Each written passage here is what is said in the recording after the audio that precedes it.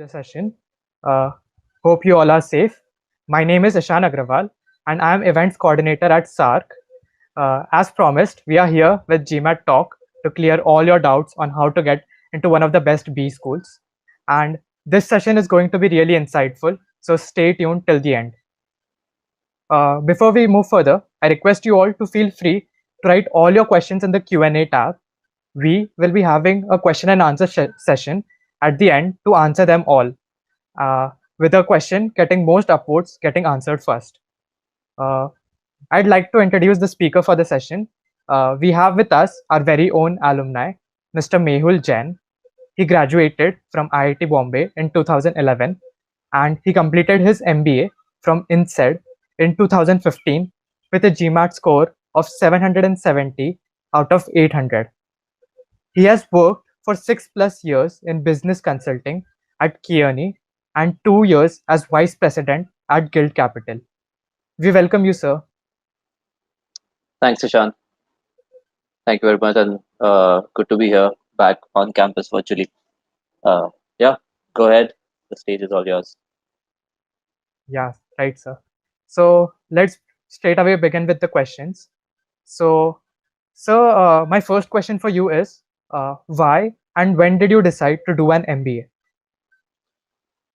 Yeah, I mean, this is an interesting question. I thought I would do an MBA right after INSTE, uh, but then in the fourth year, I realized that if you do an MBA right after undergrad, you really miss out a lot on what the MBA teaches you. There's no context because you've never done anything related to management or business. So I delayed it. I got into a consulting firm. And after a couple of years or 3 years in consulting, I thought this is the right time. And Carney or the typical top tier consulting firms, they sponsor your MBA. So financially, it was an interesting decision. I was getting a 1 year break because once you actually go sponsored, you already have a job. So there's no pressure of getting a job after the MBA. There's a very simple reason. I thought MBA would be an interesting break from the career, and it was paid for, almost completely paid for. So I did it, and that was I decided to do an MBA 2 years into consulting, but you really have to apply a year in advance. So I could only go 3 years after I joined Carney from campus. Right, right. So that was a wonderful answer. Uh, so my next question is, what do you think is the right time to start the preparation for GMAT? So it's a very contextual question because it depends on the person.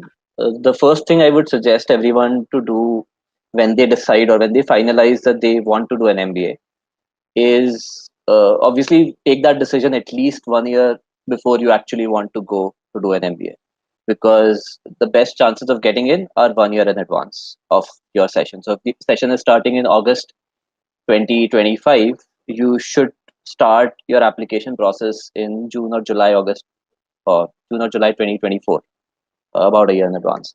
GMAT preparation won't take a lot of time if your English is good, because the maths is very simple to prepare. The quant section is basically 10th 11th standard level, and all you need is speed. So you just need to brush it up, and you will have simple geometric theorems or algebraic expansions that you have to kind of get into your muscle memory, and then you're done. Uh, the verbal section is the one which for everyone, obviously for CAT, for GRE, for GMAT, everywhere verbal section is where engineers struggle the most. Now, when you register for GMAT, they give you two practice tests, and they're pretty good. So I would suggest right after you register, you give your first practice test, and depending on the score in that practice test, you allocate the time that you want to spend. At max, I would say 2 months. I spent about 3 weeks while my job was going on, and that was enough. GMAT is not a very difficult exam. You don't have to rote learn a lot of things. Even the English section, even the verbal section is very logical. There are about 10 to 12 different types of questions they ask. So if you understand the logic behind those types of questions, you'll be set.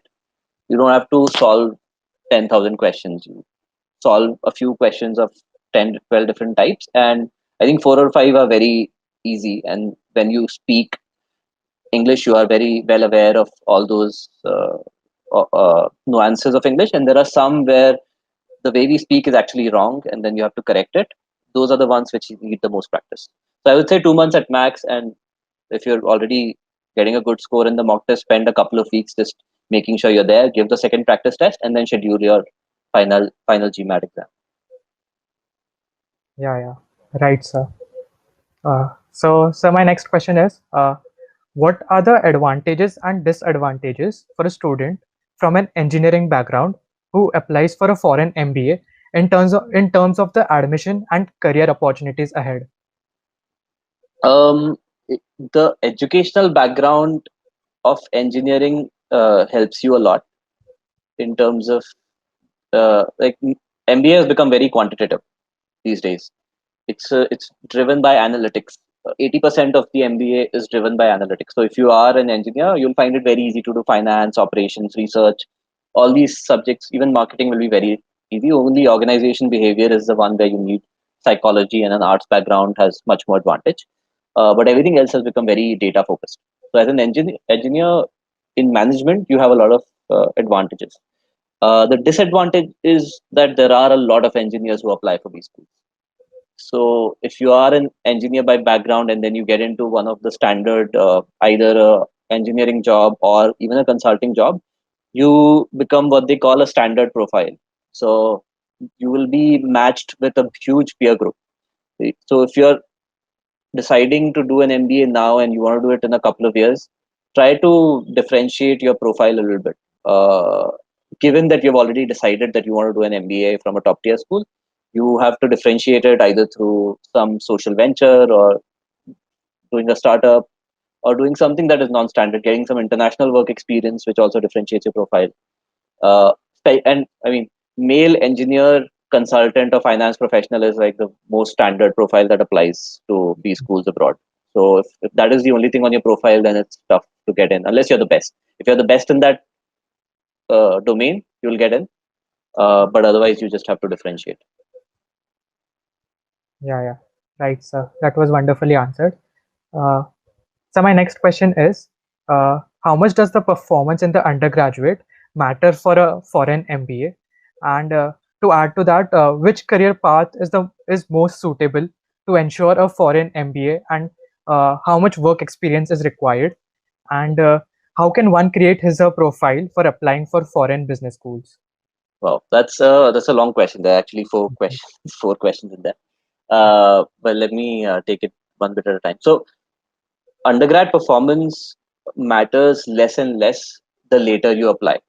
So if you apply with 5 years of work experience, it will not matter much. If you apply with 2 years of work experience, it will matter a little more. The problem with undergrad CGPA is that it will also dictate what kind of jobs you have access to after IIT. So you start off, if you go into either consulting or finance, you will probably not get access to the tier one or the day one firms that we uh, say, right? I mean, and that brand matters a lot more than your undergrad CPA. So if you're able to get a good placement, then your undergrad CPA loses relevance. The second thing about a low undergrad CPA is that your GMAT score matters more if your undergrad CPA, especially in engineering, is low. Because a high engineering CPI means that you're good at analytics. So if that is low, then you have to prove that you're good in analytics through other ways. One of that is GMAT. So your GMAT quant score then matters a lot more. And then what career path is a bit tricky because you can choose a standard career path and you really do well in it. Uh, Focusing on an MBA application to decide what career path you want to choose is like the tail wagging the dog in some ways, because you should really choose a career path based on what you want to do in life.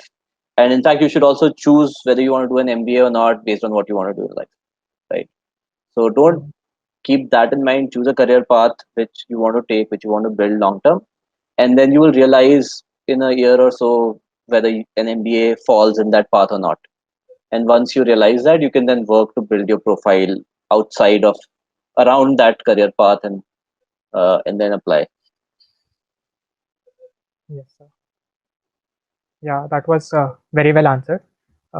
So, my next question is, many people are not sure if they should go for a foreign MBA or not. So, what factors should one consider before deciding to take this thing up? And on an another note, why did you choose a foreign business school and not an Indian business school? I'll answer the last question first. So, Indian B schools have a slight disadvantage when it comes to placements compared to foreign B schools. What happens when you join a consulting firm is that once you're there in the consulting firm for 2 years, you're already at a position where Indian MBAs are hired. So then going and doing an Indian MBA is actually counterproductive. But if you do a foreign MBA, you're hired one level higher. So that still makes sense. And that is why I did a foreign MBA. The other factors are money, of course. My MBA was sponsored, but otherwise it's very expensive to do a foreign MBA.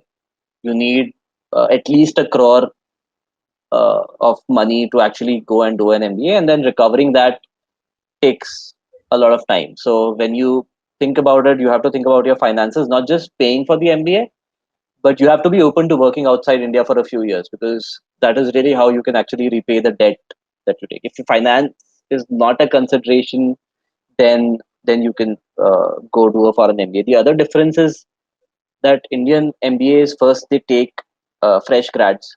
Half of the batch is fresh grads with zero experience, and secondly they take a lot more engineers. 90% of the class is engineers, so you don't get that multicultural environment, and your network stays restricted. So that is another advantage of a foreign MBA.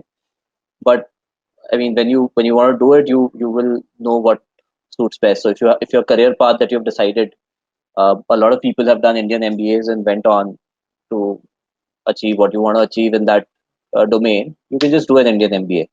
There is no, especially if you want to work in India. If you want to work outside, Indian MBA is probably very difficult to actually then find jobs outside India. Only like 5% of people are able to get jobs outside India after an Indian MBA, or in the next few years. You can do that after 10 years, and that's kind of uh, something that people have done. That they spend 5 6 years in India and then they take a transfer within the same firm and all Yeah, those things. What else? Yeah, I think these are the only factors. The other big question is whether you should do an MBA or not, and that is something that you should decide first, and then which MB school are you getting access to? If in India you're getting an IIM, and outside India you're getting something which is ranked 30 or 40, then you're probably at par. You can choose whichever. But if the foreign MBA is ranked below 50, then it's a no-brainer. You should just go to the IIM that is offering you one of the older IIMs. I don't know about the new IIMs. There are too many nowadays. yes, right. That is wonderfully answered. Uh, so my next question is, how did you manage to prepare for GMAT alongside a heavy job, and what was your strategy? You don't need a strategy to prepare for GMAT. You just give your first practice test. You will realize which areas you're weak in, and then you just prepare those. Uh, I I used two books. One was the official GMAT guide, and the second one was Kaplan 800. Kaplan 800 is slightly more advanced, and it gives you access to more difficult questions. And the official GMAT guide is more moderate. It has a lot more questions, and they're of average difficulty. You can also do a couple of other books, but GMAT is not a difficult exam. It's much simpler than the CAT exam or the GRE exam in terms of the verbal section. So just give the mock test and you will know. You don't really. The strategy is very simple. You identify your weak areas and just do it. And you can do it alongside your job. GMAT doesn't require you to leave your job. What will require you to leave your job is actually preparing the application. So once you start writing the essays and the questions that they ask in your application, they are like writing a short story, and that will require 10, 20 edits, cycles of rethinking what you really want to do in life, and it requires a lot of introspection. So to get into that mind space, working alongside it is very difficult. Yeah, yeah, right, sir. So on that, building on the same question, what was the most challenging obstacle for you in your preparation?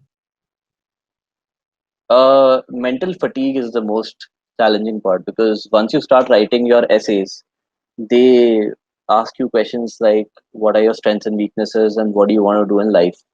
and all that has to tie in with what you've done before. So you kind of create a story backward looking in hindsight. And once you complete one B School application, you have four more B School applications that are asking different types of questions, which are all related to introspection. And it took me 2 months to actually complete my applications. So that's a bit tiring. Yeah, I mean, other than that, the, there's no obstacle in actually applying. You, if you're and finances was not an obstacle. It is for a lot of people because in India, student loans are also capped. So you have to take a lot of things into consideration if you're planning to fund your own MBA. But that was not an obstacle for me because I was sponsored. The rest of the application process is pretty tiring mentally. Yeah, right, sir. Right, sir. So my next question is, what tips would you like to give for preparing for GMAT, and what are the common mistakes that most students make, and how can they overcome them? Uh, the first tip is very basic for every exam. You just don't go in thinking it's a difficult exam because it's not. So remove stress from the equation or try to. It's very easy to say. The second is keep it very simple in terms of preparation. Like I said, just identify your weak areas and work on them. Give your first mock test before you start. Give the second one, and then you also have access to two more practice tests if you want. You can buy them. I think it's $45 or $50.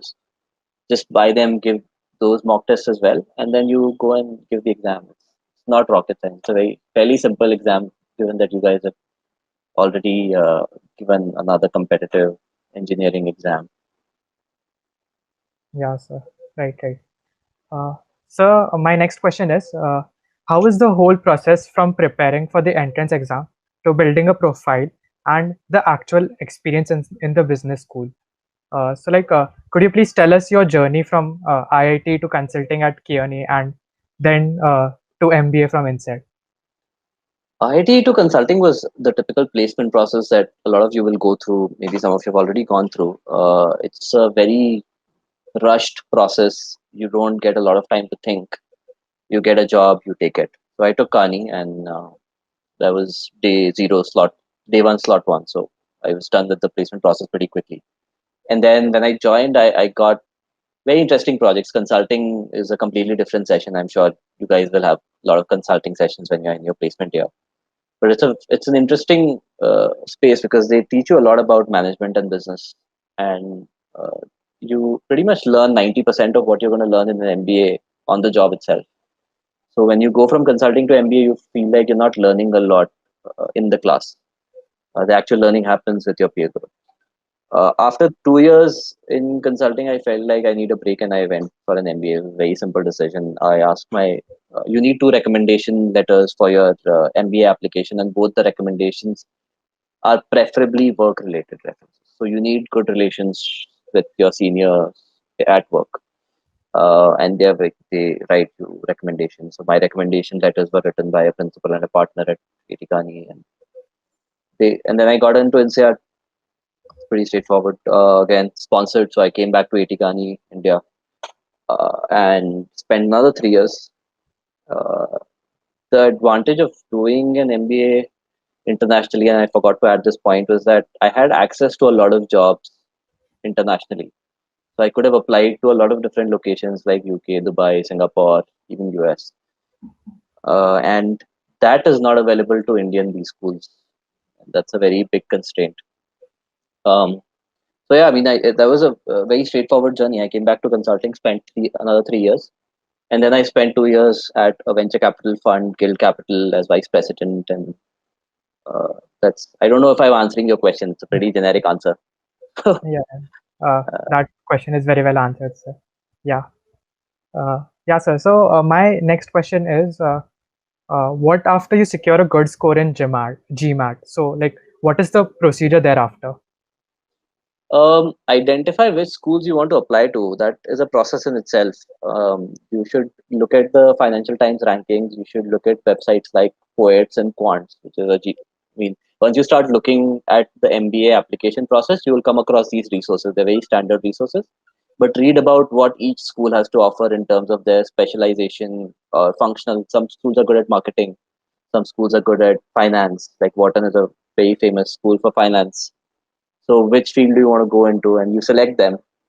Be realistic about where you can get in at that stage in life.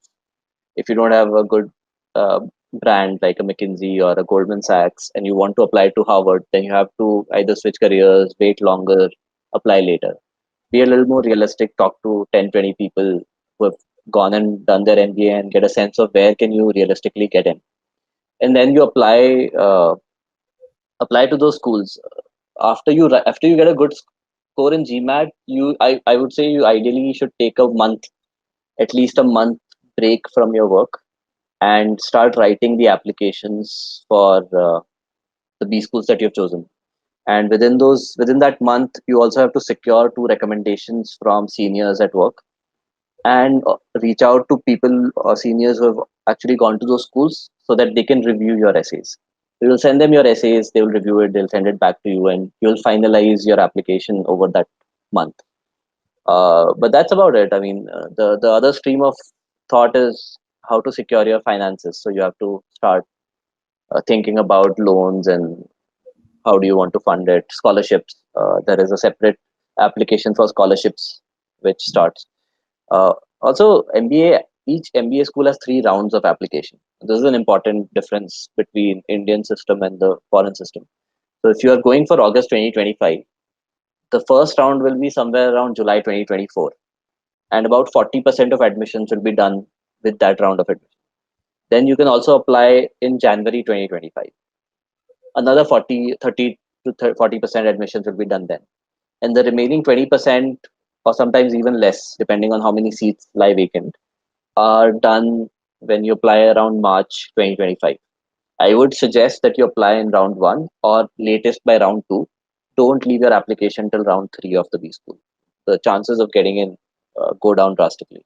And the process for securing the visa also becomes much tougher with the limited time frame available. Yeah, correct, sir. Uh, so my next question, like you already came to this point, but adding on that, like how does your job, which was a consultant at that time, change before and after your MBA? And to generalize that question, what different opportunities does a foreign MBA open up for you? The type of job opportunities that are open are similar to any MBA. There are leadership positions in corporates. So if you are suppose an engineer in NVIDIA, for example, right? You will not have access to jobs like you might have access to product manager, but you will never have access to say a marketing manager in NVIDIA because you are an engineer. Once you do an MBA, all those managerial jobs become open to you in core engineering companies, and similarly managerial jobs across manufacturing, services, everything. The second field is consulting.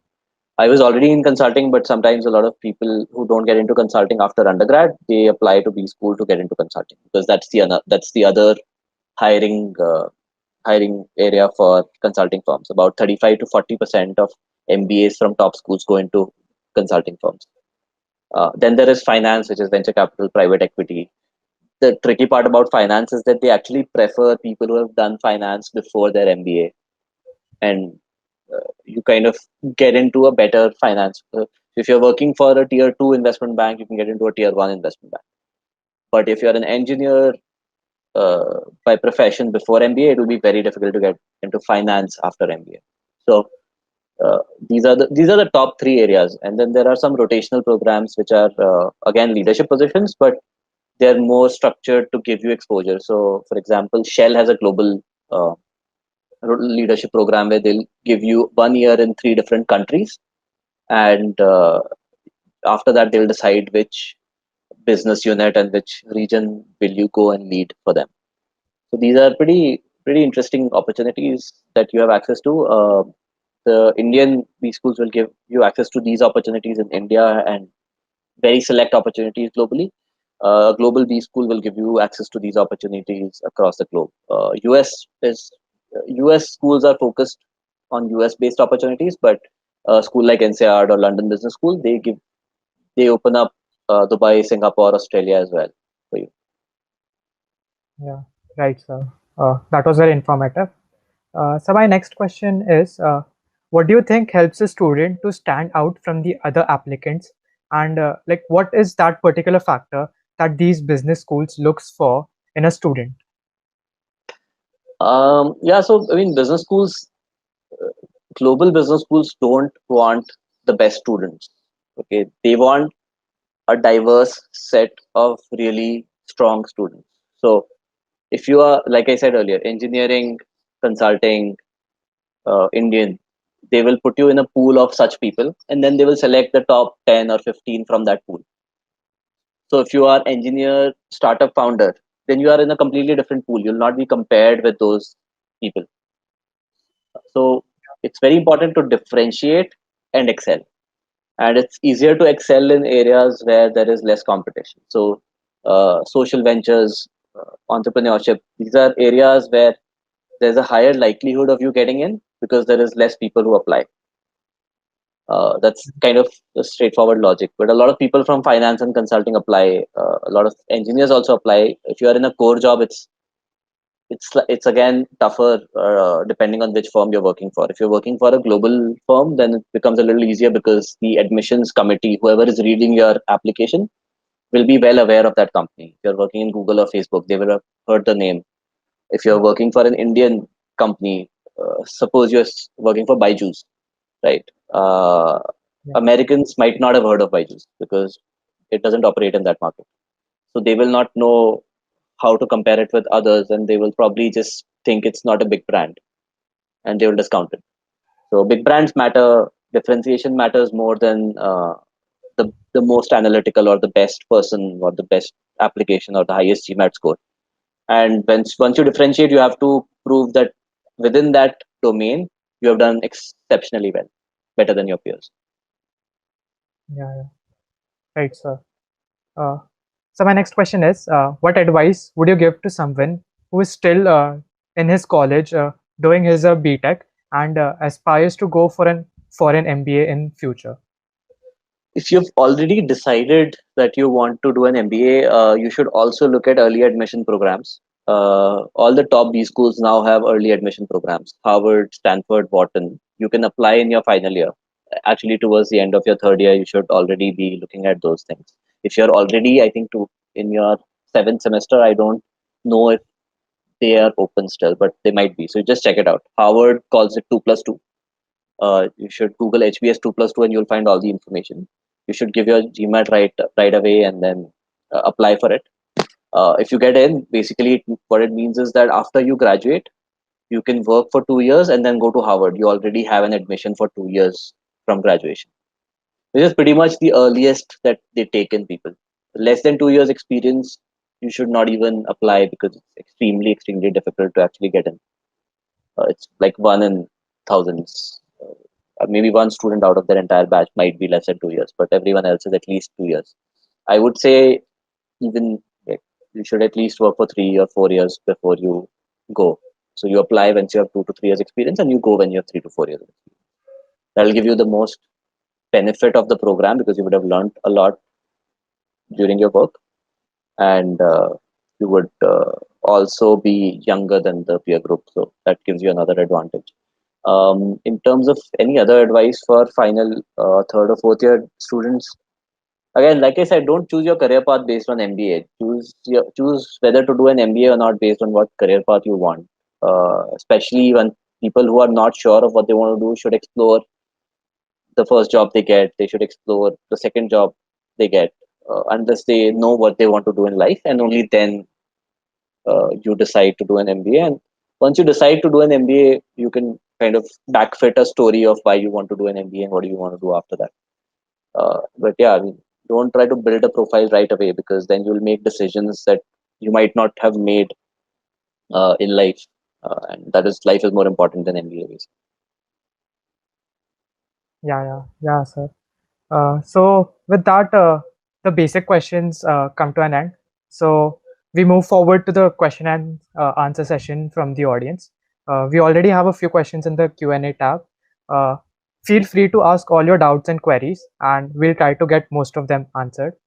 So, So the first question is, even if you plan to do a MBA 3 to 4 years after your undergrad, is it advisable to give GMAT right before applying?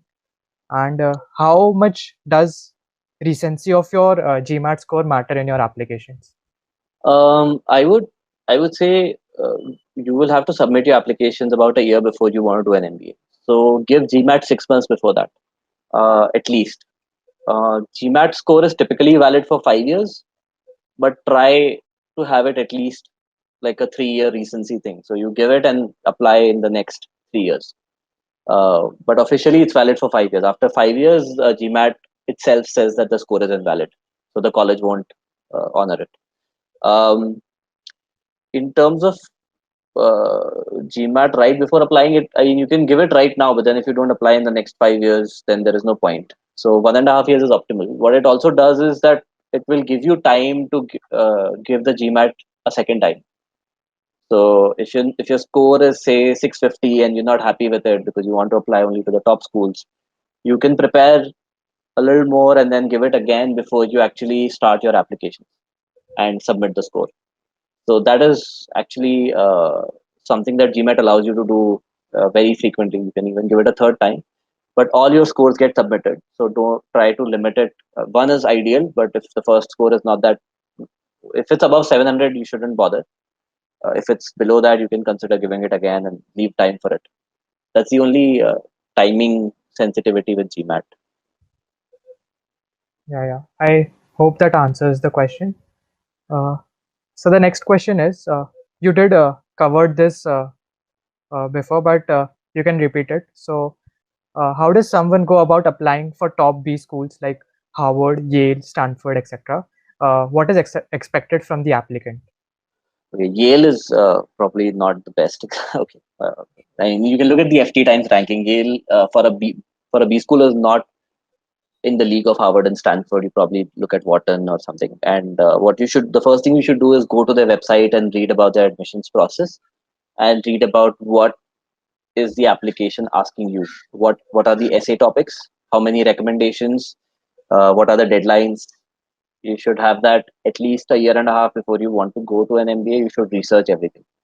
You should also research the latest MBA rankings on Financial Times or Business World and make a list of schools that you want to apply to.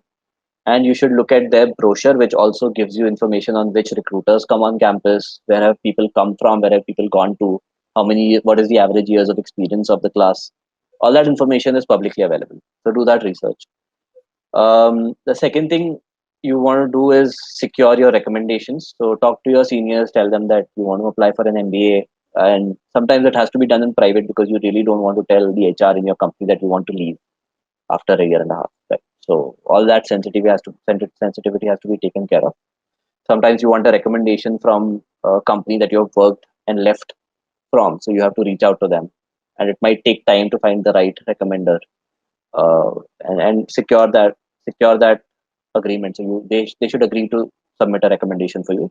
So once you have those two recommendations, then you plan your leave and plan your GMAT and all that. So GMAT is the easier part. Planning your leave for the application and writing essays is the more difficult part because you might have to take a few weeks, and in a lot of companies it's more difficult, and it might become kind of a your decision to apply in round one or round two also might depend. Like if you don't get leave in May and you only get it in October, you might have to apply in round two. All that has to be taken care of. Every school has a different. Like Harvard has actually removed all the essay questions. Now they only have one question, which is tell us anything that you want to tell us, and that's kind of as vague as it gets. Stanford still has a few questions. Wharton still has a few questions. They're all different. Write those essays independently. Don't try to use answers for one B school application and just modify them to fit into another B school's questions because it is visible. And yeah, I mean those essays are about yourself, so you really don't need to prepare and reference anything for those essays. You just need to introspect, and then you should send it to a few seniors to get them reviewed, get edited, prepare a final submission, and submit it a few days before the deadline. Obviously, that's normal practice because they will strictly not accept any applications after the deadline. Yeah. So that clears a lot of doubts.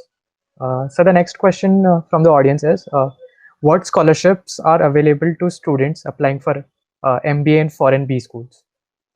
There are very few Indian scholarships for business education because it's not considered like arts education has a lot of scholarships in India given by Indians.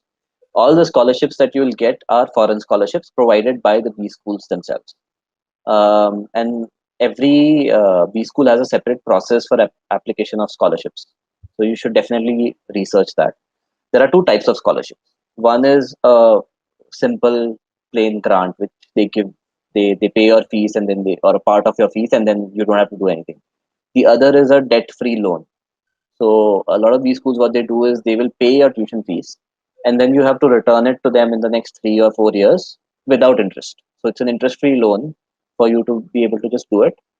And then these scholarships are dependent either on your means, so you should have proof of income of your parents and yourself if you're applying for these scholarships. Find need-based scholarships, and then there are merit-based scholarships, which will make you write another essay and you have to kind of prove why you deserve that scholarship uh, with a 250 word or 500 word essay. And this is very standard. This is also listed on the website. I'm not telling you anything that's not publicly available here, but be sure to include this in your timeline because the scholarship applications don't start after you get admitted. They run in parallel.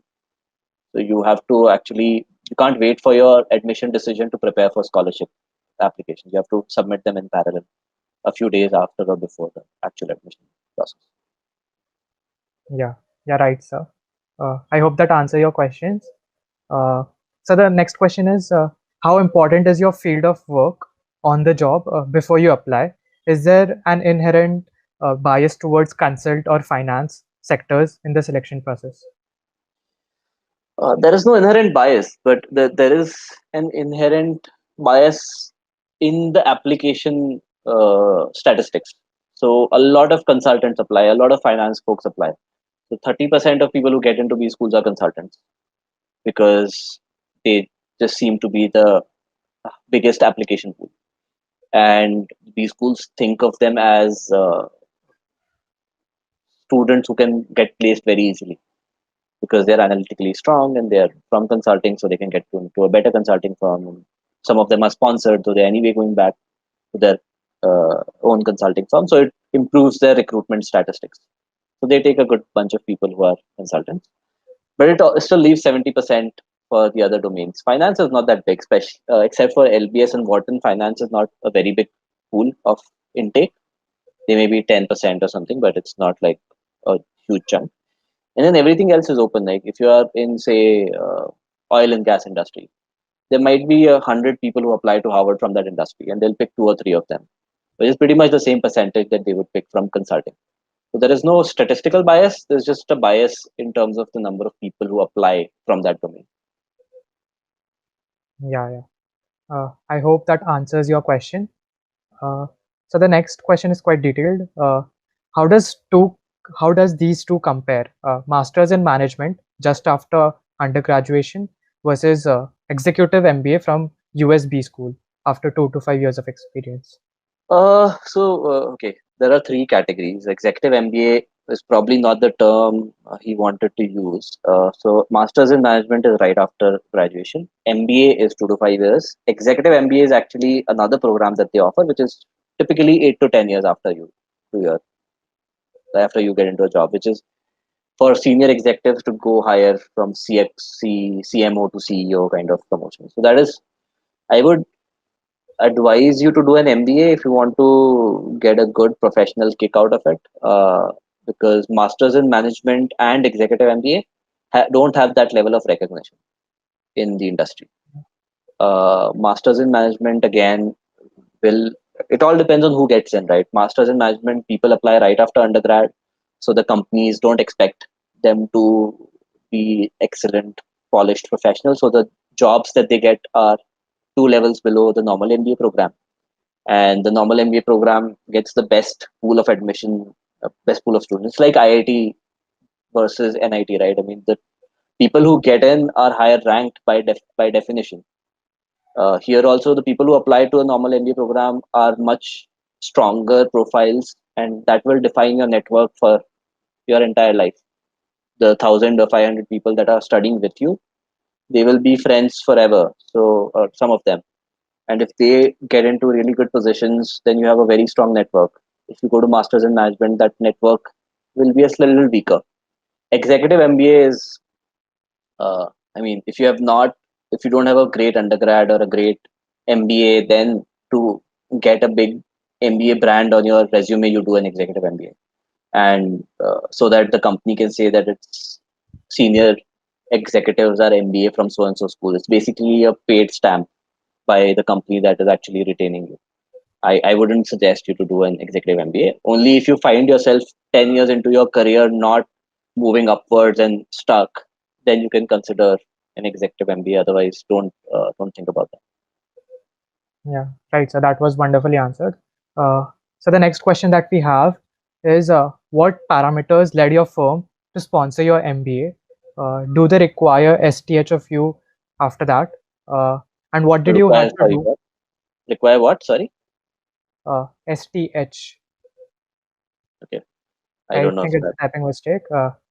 And continuing the question, what did you had to do to get the sponsor, and how do they decide that? Yeah, I mean every firm has their internal guidelines. So consulting firms, I think, are the only firms in India that sponsor. I know of some other firms outside India who sponsor a foreign MBA as well. Some firms might sponsor Indian MBAs, but all the top consulting firms, McKinsey, BCG, Bain, Carney, they sponsor to some extent. They didn't require. I mean, I don't know what they. I was there for 2 years. The minimum of 2 years was required, and I had to submit an application internally with my reviews, and they decided to sponsor me. I mean, it's not a very transparent process. You submit a 250-word explanation of why they should sponsor you, and they choose whether to sponsor you or not. And you have to come back to the firm for 2 years after your MBA, so that they waive off the financial sponsorship that they provided. And they don't pay the living expenses; they pay only the tuition fees. And some of the consulting firms don't pay 100% of the tuition fees. Like McKinsey only pays up to the ISB fees. Whatever the ISB fees is, they will pay up to that amount. If you're going to ISB, then great, they're paying 100%. But if you're going to a foreign B school, that comes out to about 30 to 40% of your tuition amount. The rest of it you have to bear yourself. So there are nuances. So it will depend on which firm you go to or you are in before you apply, basically. Yeah, right, sir. So the next question that we have, this is already covered, but you can add on it. So how's the consulting job like after BTech? And adding to that, how different it is post MBA? Is it just number crunching or having any decision making responsibilities? So consulting firms nowadays don't really have that much weight on an MBA.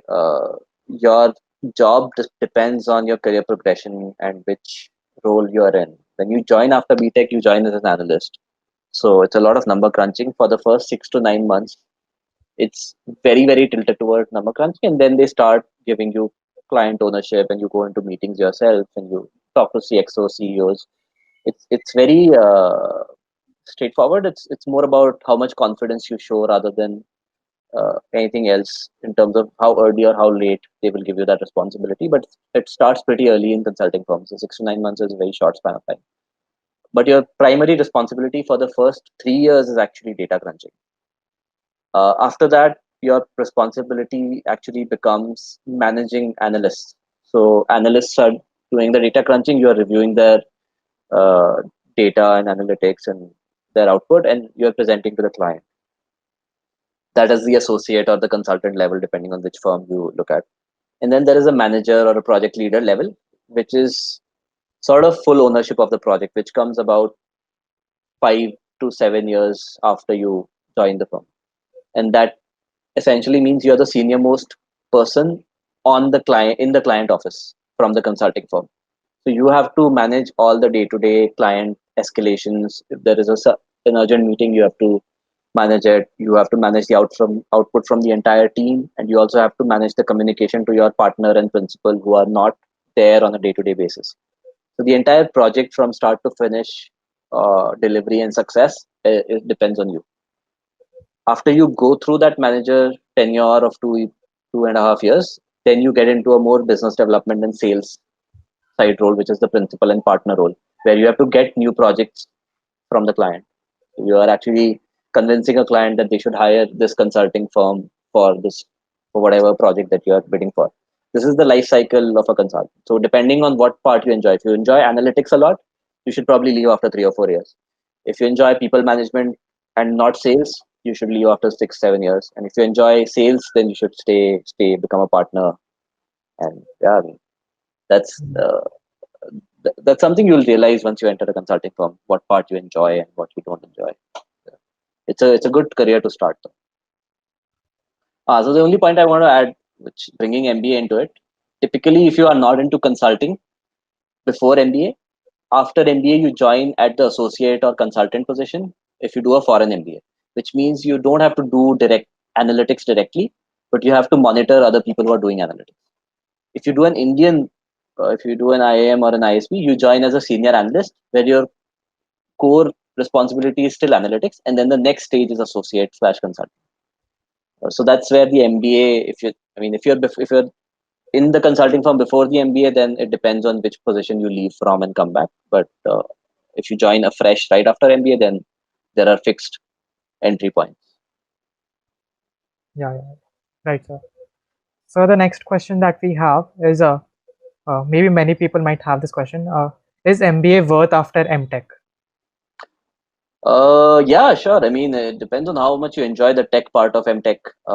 It's Mhm. really, I mean, if you are in a field which you don't want to do for the rest of your life, in the technical sense. So if you are suppose in electrical engineering and you don't want to be dealing with circuits and electrical engineering or hardware for the rest of your life, and you want to do more higher level management, then you should definitely go for an MBA because it will give you access to jobs that you don't have with an MTech. It really depends on what your aspiration is. It can improve your salary as well, given that you might get an international job. But even in India, depending on what your salary or your access to jobs is after the MTech, an MBA may or may not do it. Some people who have done an MTech or an MS and are in computer science and programming have salaries way beyond what MBAs get. And some other people who are in, say, different fields which are not so hot right now, like civil or whatever, they get paid less and they do an MBA and get paid more. That's also a very simplistic way of putting the financial benefits. Yeah, I hope that answers your question. So the next question is, after my graduation, I want to pursue MBA in a top institute like in INSEAD, Harvard, etc., especially in finance or marketing. But my job will be in a niche technical project management. How would I prepare to get into these institutes?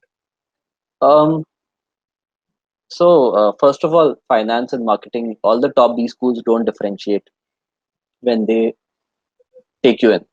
You do a general MBA. Most top B schools make you do a general MBA, and then you can choose electives in that domain, whatever interests you or wherever you want to go.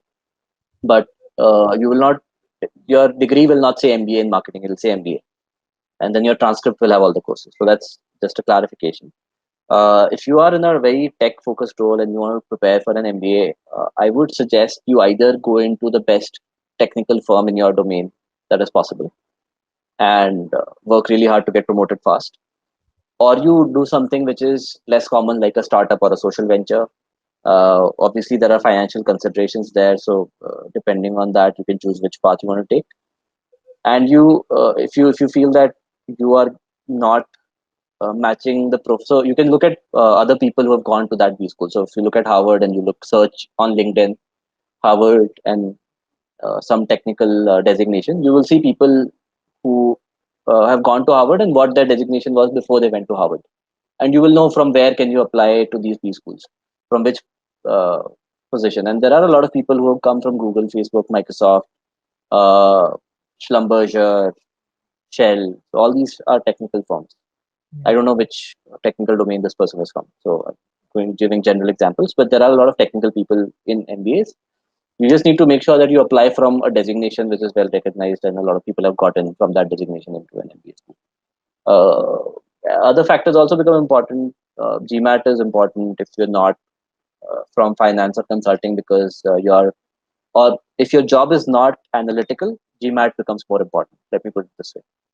If your job is not about data crunching and data analytics, and it's more hardware related, for example, GMAT becomes more important. Your recommendations and essays are always important, whether you are in consulting or tech, so don't discount them. There is a very good chance of you getting in if you plan it properly. Okay. All right, sir. So the next question that we have is, how are the consulting interviews during placement after graduation? After graduation, what does that? Uh, Consulting I- interviews will happen during your graduation, right? During the placement. They don't happen after graduation. Right? yeah, I think I she's mean, referring to that only. uh, consulting interviews are, I don't, it's a very detailed topic to get into right now, but you should just Google or YouTube consulting case interviews, and they're actually fairly standard across the globe. Across the world, the format of consulting cases is extremely similar in terms of the diversity and the tonality of the questions. So they will ask, some people will ask you analytical cases, but whether that case is asked in India or US, if it's an analytical case, the format will be similar. So there is no real difference. So once you start preparing for consulting cases, I think this is the semester where final year students will prepare.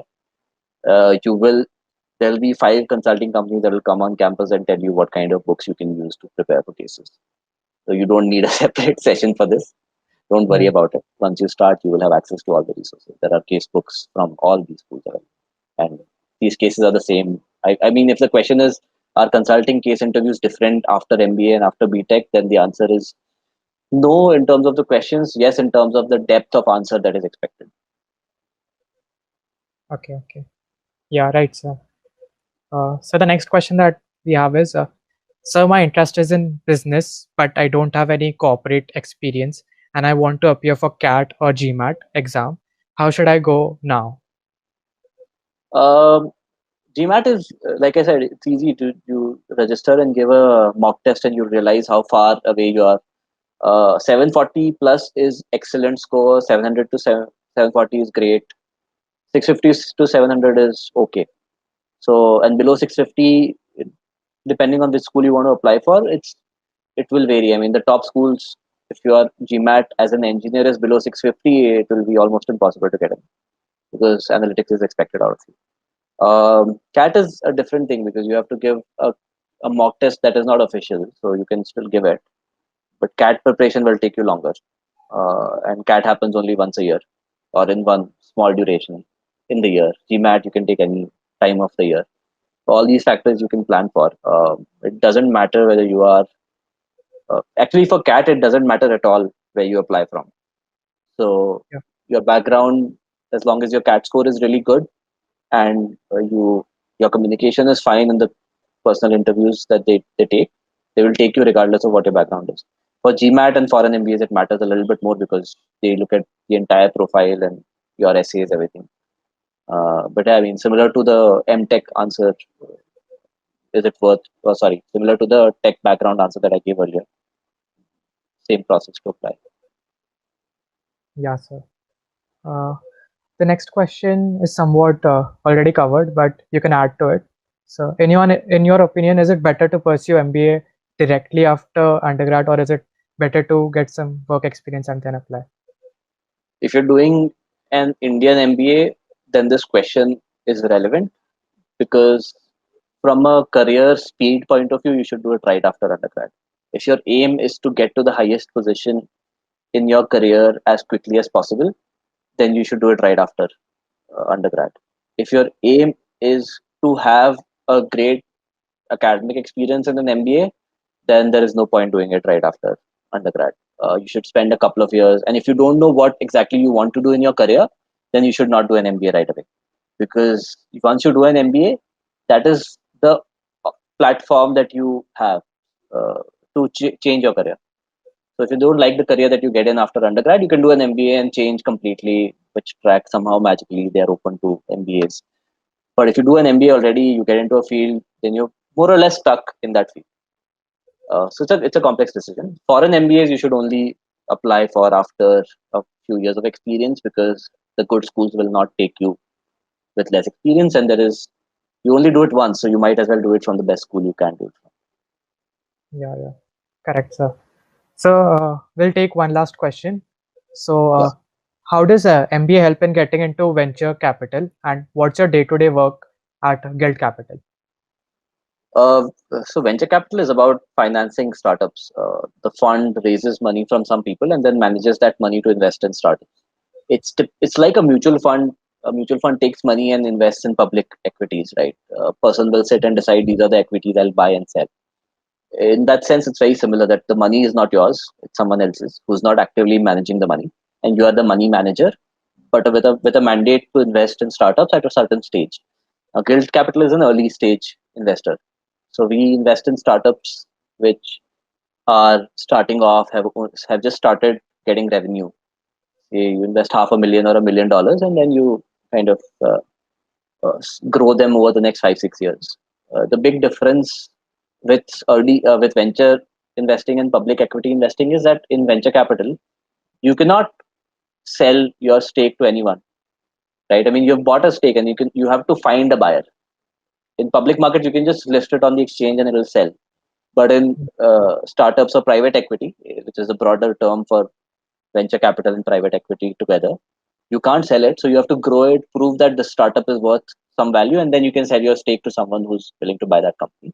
And the success rate is low, like 2 out of 10 startups will succeed, the rest will fail, from the venture funded perspective.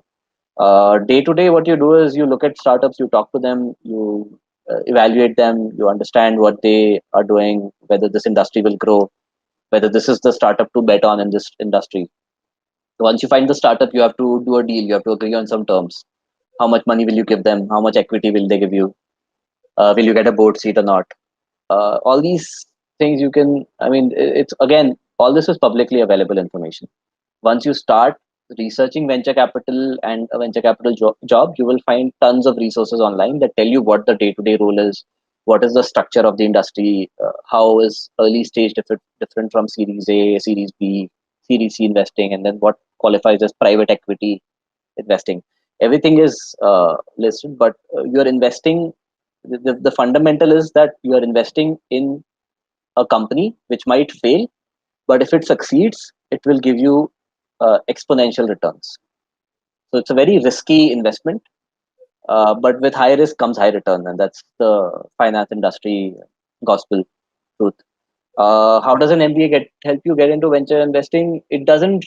It doesn't help you a lot, to be honest. You should try, and if you want to do venture investing, you should try to apply before MBA. That is where you will get the analyst position. That's the easiest. Pre MBA is easier to get than post MBA, because what they do is they hire analysts and then they don't promote them. They tell them to do an MBA. But once you do it pre MBA, then you can easily get a venture capital job after MBA. So I would suggest you do it before MBA. It's very, like, I got it because it was more luck than anything else that the position was open. I knew someone in the firm, and the I had a network, so they were open to interviewing me, and it Yeah, it panned out. But it's not very common to move to venture capital after MBA unless you're doing a startup. There's a lot of people who do startups that don't succeed, and then they get into venture capital funds because they've seen the ecosystem, they have a good network, and they can talk to a lot of startups in the network. yeah, That's largely it. And then obviously, once you invest in a startup, you have to monitor their performance and make sure that they're doing well. That is also some part of your role, but not as involved. You can't micromanage it. You talk to them once a week or a couple of times a week, and you give them strategic guidance based on your experience on what they should do, they should not do, what makes sense. That's a high level summary, and happy to answer specific questions if you have them. yeah. So I think almost all questions are covered. So, like, is there anything you want to add that wasn't covered in the session and you think might be important? I think all the questions have been covered. I mean, the only thing is more social and cultural than anything else. Like in India, there is a cultural pressure to do an MBA. I Mm, would yeah, suggest that you don't fall into that trap. You decide for yourself what career you want to build, And if MBA falls in that scheme of things, do it. If it doesn't fall in that scheme of things, don't do it. Don't do it just because everyone else is doing it. I mean, everyone knows this. It's not like I'm saying something that nobody knows. It's very natural, but just keep that at the back of your mind. It's very easy to forget that you're doing something because people are doing it. Yeah. Right, sir. That was wonderful. With that, we come to the end of the session. And thank you very much, Mehul, for taking out time and sharing with us these helpful tips and advice. Uh, Thanks. My pleasure. Happy to do another session or take questions offline as well. You guys can reach out to me. yeah, thank you, sir. Thank you, everyone, for joining us. And I hope you enjoyed the session.